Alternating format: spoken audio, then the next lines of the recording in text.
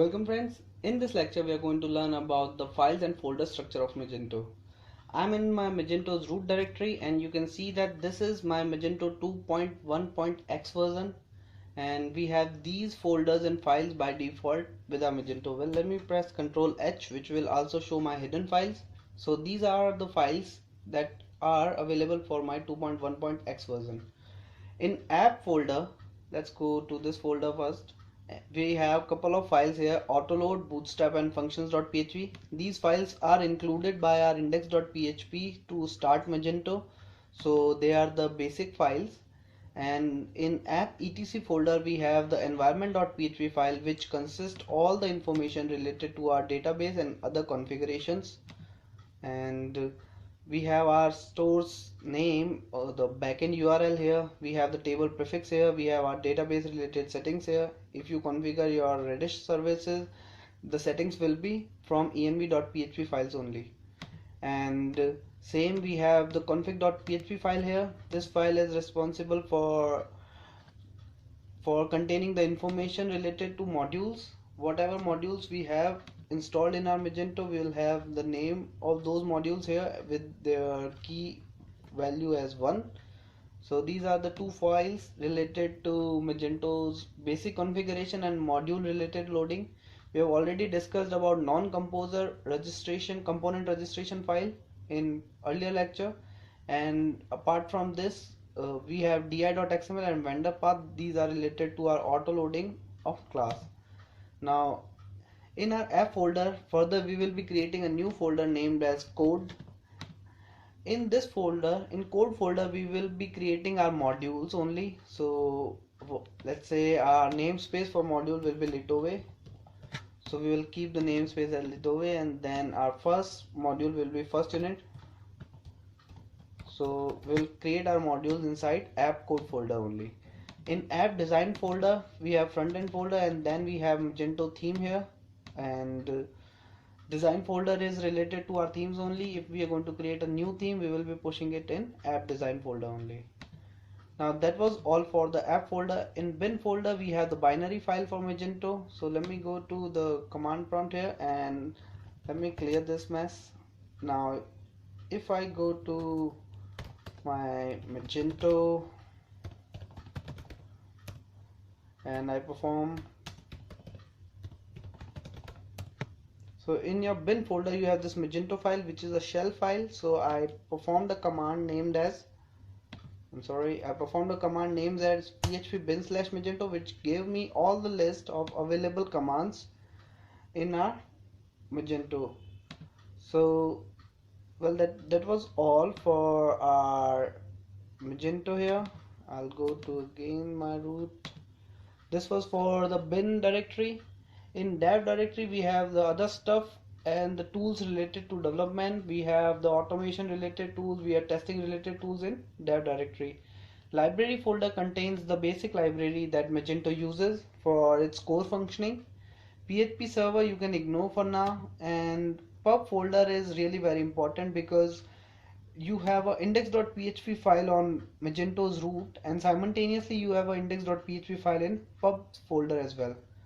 The expected thing for Magento 2 is you point your domain inside your pub directory only, so your index.php on root is not going to be used anywhere, but pointing your domain to your pub directory will give access to this particular index.php files. And what happens here is you are pointing your domain one directory ahead. So if some hacker comes to your website and they want to exploit it, they can only go inside this folder. It is bit harder for them to go one directory deep, which will be your Magento's root. So if they want to perform anything wrong with your Magento, they won't be able to, or at least we can say there will be some restrictions. So it's nowadays it's very widely used that you either point your domain into pub directory or public directory. Let's say for Laravel, so you have to point your domain in here.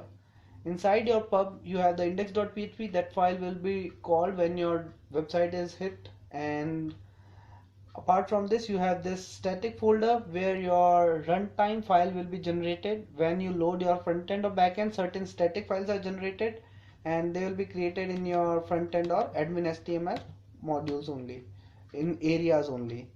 And in your pub, you have the media folder which will contain all the image related information. Whatever you're going to upload will be in your media, and the error denotes for the error pages of Magento. And then we come to the setup. This folder is called only once when you install the Magento or when you're going to upgrade Magento from your backend. So we won't be using this folder much, and you can even remove that folder in case needed, but you can keep it as it is, because if someone wants to hack you and they force to go to Magento setup, they will be prompted that they should go and log into Magento's admin and then go to system tools to start the web setup wizard. So this is kind of a secure thing. You can ignore this as well, or if you want, you can delete this folder. Then in update, we have other information related to Magento's update that is in this folder. Where folder is for our temporary files. We have cache related file, automatically generated files in folders, logs will be here, temporary cache files will be here. View process will contain the PHTML file that are processed on the runtime. So this will be the temporary section for our Magento. The vendor folder contains the core modules of Magento. In vendor you have all the namespaces, and among them you have Magento namespace where we have various modules, for example module cookie, module directory, module indexer. So Magento's core module and default functioning resides in vendor folder. En route we have a changelog.md file which is for Git, that denotes what are the changes in here in your Magento project. And then we have composer.json file which we already discussed in past previous lecture when we downloaded our Magento using Composer and installed it. And composer.log file is created when you perform composer install or composer update command, so that it can contain information at which point or on which change version your composer resides right now. So it's a supporting file to composer.json. That's all for this.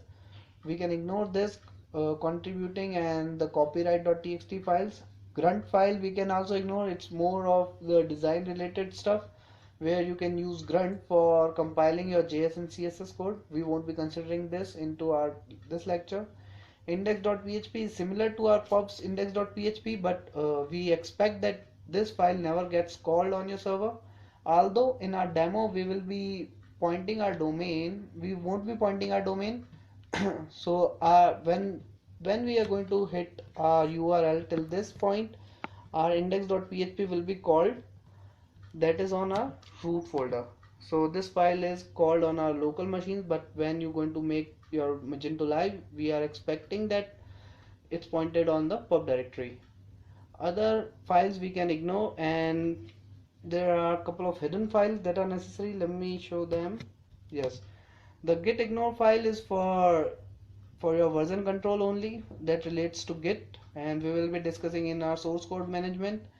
Apart from that, we have the htaccess file that controls the access of our users for a particular directory. I hope you have a basic understanding for htaccess, because we will have a htaccess inside our pub folder as well, and then the media folder as well, and they will have separate type of access level for users. Well, this was all for Magento's basic file and folder structure. We will be more concerned about the app folder only, where inside app code we will be creating our modules with our namespace and module name. And in app design folder we will be creating our theme in the particular area where we want our changes to be reflecting.